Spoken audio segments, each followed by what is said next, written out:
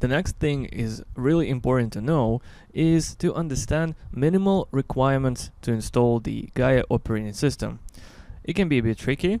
So what do? You go to the support site, supportcenter.checkpoint.com. You see the search bar over here, and you have to type, look at this, you have to type first the version you're trying to install. Let's say we are installing the latest version, which is R80.40, right?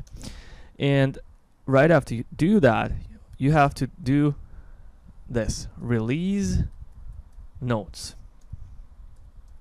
and then enter.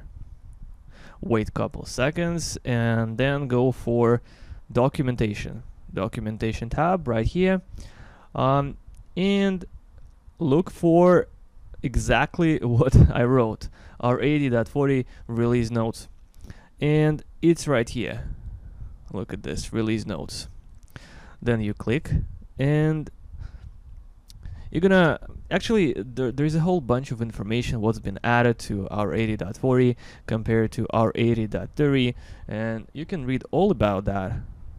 But we are looking specifically for minimal requirements, and if you just search through the topics that we have here, we have requirements, we have open server hardware requirements, and that is exactly what we need. We need to click open server hardware requirements.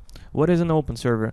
Open server, Checkpoint defines that as a platform, not Checkpoint physical appliance, but anything else but Checkpoint physical appliance. It can be a virtual machine, it can be any server, physical server or virtual server, whatever, anything but Checkpoint physical appliance.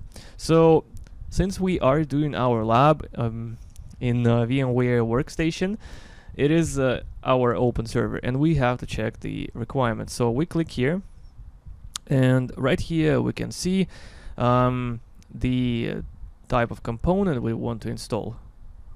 If it's a security gateway, or a security management server, or a standalone, where we have these two combined.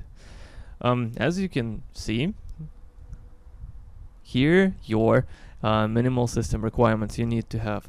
Okay, so we are doing standalone, right? In our lab, we need to have 4 CPUs. We need to have, as for the processor, it has to be that configuration, and minimum 8 GB of RAM.